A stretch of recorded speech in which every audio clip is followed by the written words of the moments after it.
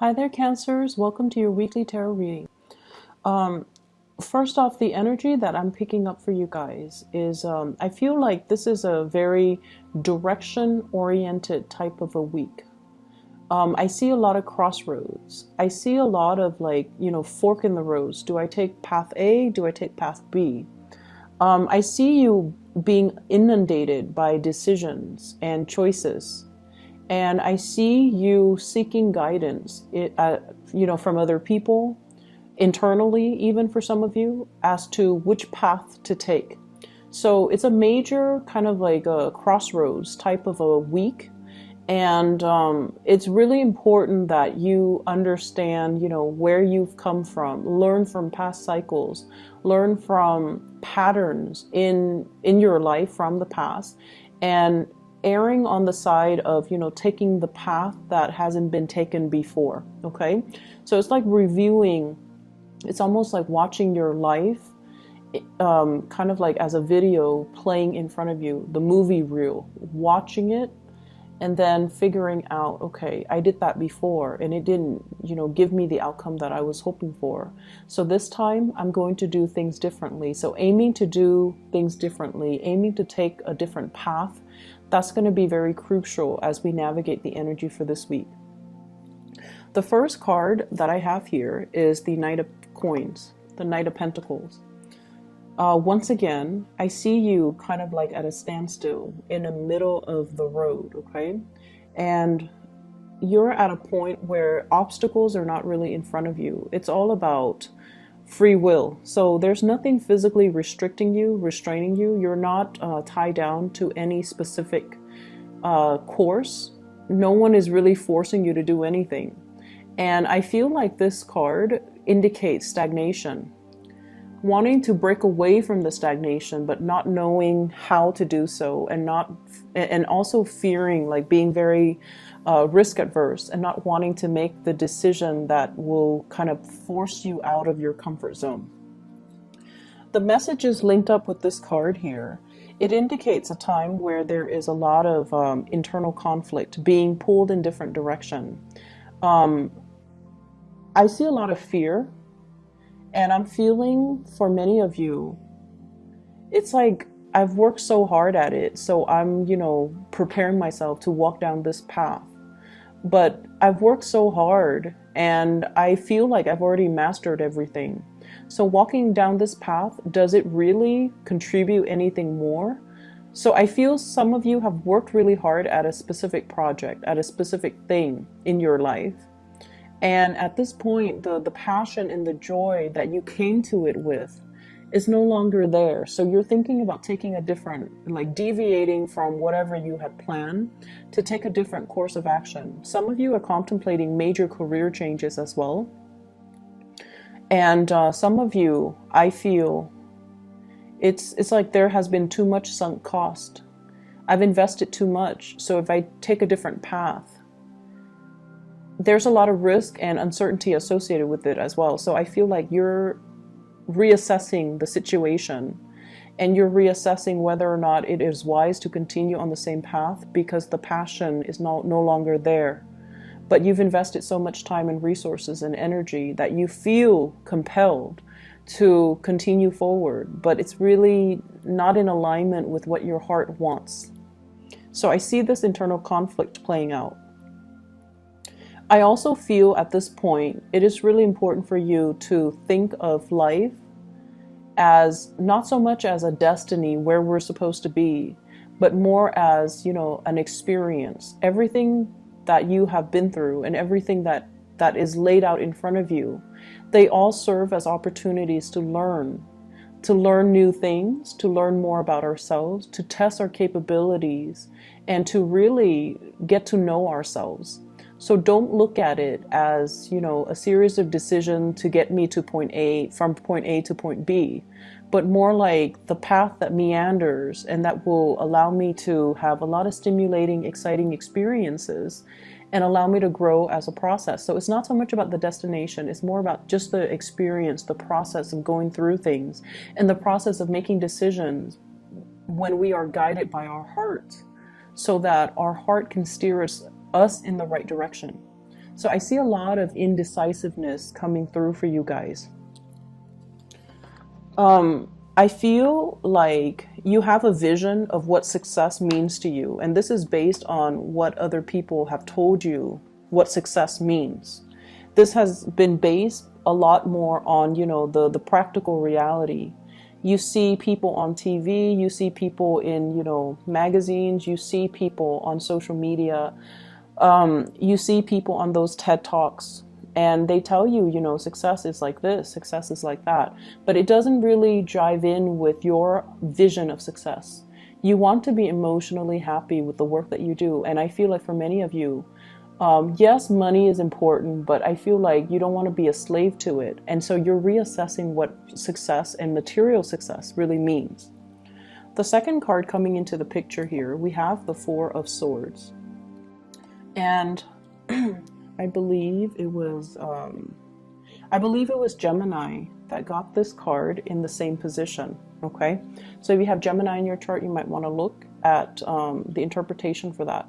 But what I'm feeling is being plugged in to too many people telling you what to do, too many people giving you their ideas, consulting too many people, and now you're just very, very confused because the information that's coming through for other people might not be appropriate for your situation. They are other people. They're not you. They're not living your reality, and they're not living your life. So it's very easy as an outsider looking in to tell people what to do. But you're the one living your reality, and you're the one that have to, you know, live with the consequences and have to live with the outcomes of your decisions.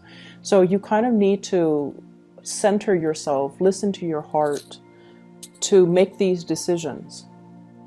What I feel for some of you is there might be some legal issues where you're consulting too many people on. There might be a lot of expectations externally from other people coming to you to, you know, to play mediator, to be the objective middleman, to assess a situation objectively. And I feel almost like you're being put in a situations where you have to pick sides. You might be caught between two feuding parents, siblings, co-workers, friends even. I see a couple that's arguing and you're caught in the middle. And I also feel like, you know, where does my loyalty lie? So I feel like loyalties are being tested. And I also feel like, once again, make these decisions from a space of your own personal integrity, from your own heart, rather than what people expect from you. Okay? The next card is the Three of Swords. This is a card about harsh words that divide two people. It's like a wedge that drives between two people, separation between yourself and a person that you really care about. And also, it signifies to me some type of a breakup as well. Associated with this card is, I feel like you're trying to communicate with somebody and you're not getting a response. I feel like the other person has a lot of things that they're assessing in their lives, and the feelings still flow between you and them, but they're at a point where they need to sort out their feelings and they're not able to respond to you the way that you'd hope. I also feel there's an argument between you and another person that's quite significant, like a love relationship partner. And it boils down to the fact that one person expects more from the other person. So there's this perpetual conversation. It keeps coming back up. It was talked about last month. It was talked about the month before. And every month it keeps cycling back up. And I feel like it's more about who is doing what in the relationship. Are you doing enough? Is the other person doing enough? And it's like two people who are constantly running in circles, keeping scores with each other. I'm also feeling as well, for some of you, you were trying to manifest a relationship with another person. There's great chemistry. There's really, really strong emotional connection between you and that person. And I also feel like somebody has another person, like a third party. So I see three people. And I'm feeling like This is not, if you are the third party, it's not news to you that the other person's already attached. It's not news at all. And I feel like you were hoping that they might leave their partner. You were hoping that, you know, things might turn around differently. And you were hanging on to the situation because you were hoping it will get better. For others of you, I feel like you're in a relationship with somebody and you might be with somebody else. So you might be the one juggling two options. And the other person is not willing to let you go because they really feel very strongly about you. And I feel like, once again, you know, that crossroads, making a decision, picking sides, and walking down one path might negate the other path. It might rule out the other possibility. So the choices that you're making for this week, it is very, very important. The third card that I have here, the fourth card, the Nine of Wands. This person's heart chakra is very open. This is somebody that has been through a lot of hardships in his or her life. There's an imagery of the tree, so I feel like it's somebody who's a very old soul. They've been through a lot of pain, a lot of trauma in their past. They're not playing the victim. They're not sitting there sulking and, you know, wallowing in self-pity. They get up and they move on with their lives.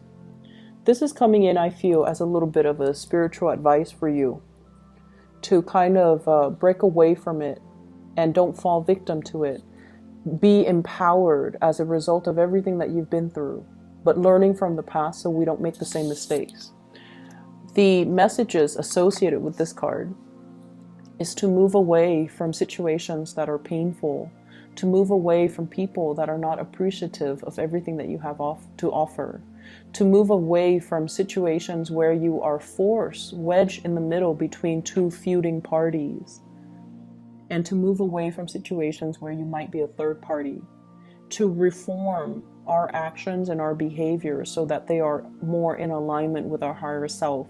Kind of like that imagery of the tree. The tree faces a lot of adversity, like inclement weather, severe weather, and everything that it faces allows its branches to be stronger, allow the trunks to fortify itself, and allow it to stand upright and stand tall. And so it's sort of like that, the imagery of the tree. And everything that you have been through creates the person that you are today. There were no accidents or, you know, mistakes. But if we find ourselves in the same cycle where we constantly get hurt, where we constantly look for the wrong relationship partners, or seek people who are not physically or emotionally available to us, then we're not really living the lessons. We're reliving the karma and reliving past mistakes. So it's really urging you to move forward. And I feel like I just get this message of somebody's not leaving their marriage. Somebody's not leaving their marriage. For those of you married couples, like married relationships, or even, you know, relationships where you are sharing space with another person, I feel like there will be more harmony. There will be more, like the energy is going to be smoothing itself out, but it requires a lot of work from both parties. Not that is impossible, but I feel like it requires a lot of self-awareness from both parties. You have come to your own realization, your own self-awareness, where you are thinking about, you know, mistakes you might have made and aiming to do it better. And then the other person might be kind of behind the curve, where they're not at a point yet where they're reflecting on themselves, how they have contributed to the situation to cause the, you know, falling out. So they're still, you know, at a point where they're blaming you. But I feel like sooner or later, they're going to come to the realization that it takes two to tango, and that, you know, you're not all to blame, but they're not there just yet. So whatever harsh feelings that you've had right now, just kind of detach yourself and try to move away from it. And when the other person is ready, you will hear from them. Okay? The last card that I have here is the Four of Cups. And the Four of Cups in this depiction, it is greatly about, you know, waiting for love to come in. Where is my soulmate? Where is my one true love? Where's the person that will complete me? Where's the person that I've been longing for? I feel for many of you, there is a long distance relationship here, and you're trying to bridge the divide. So the person might not be completely, constantly in your vicinity, and you know, you're going out and you're distracting yourself with other options, with even friends, with social engagement and things like that, because they're not around and you're waiting for them to come around. And then for others of you, there might have been a recent heartbreak, and so you're kind of drowning your sorrows. You're getting out and about, and you're trying to have fun, you're trying to forget. But I feel like the emotional connections that you are having with other people, it seems like it's a little bit more on the superficial end. Like it's just fun and games, but there's not a lot of substance associated with it. I see some of you going out and having a really good time, being the life of the party and having a lot of people around you. But deep down, I see this sense of loneliness, this sense of isolation. Like everything it's done under false pretenses. Like it's just fun, you know, I just want to be around people. But at the end of the day, the emotional connections between you and others are not there. I'm also feeling as well.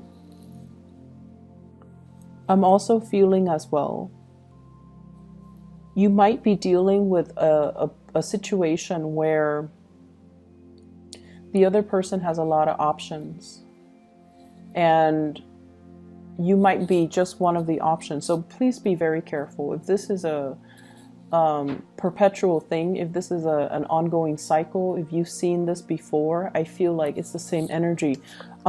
Try to remove yourself away from that energy, okay, Cancers? I hope the reading is helpful. I hope, honestly, that not a lot of you are dealing with this. It seems to me like it's a little bit sad, and I hope that you are able to look at the options in front of you and take that path that you haven't taken before, okay? I feel like it's going to bring a lot more prosperity. There's a lot of fear here about venturing out into the unknown, and I feel like you kind of need to bite the bullet and just do it, okay? I would advise you as well to kind of listen to your intuition on this and not listen to the advice of other people, and especially asking people over and over and over again, because they're validating, they're not validating what you need to do. They're validating what they feel you should do, but they're not really living your reality, okay? So be careful about that. Best of luck, okay, Cancers? Take care, and hopefully by next week this energy would have cleared up, that you've made some decisions by then. I wish you the best, okay?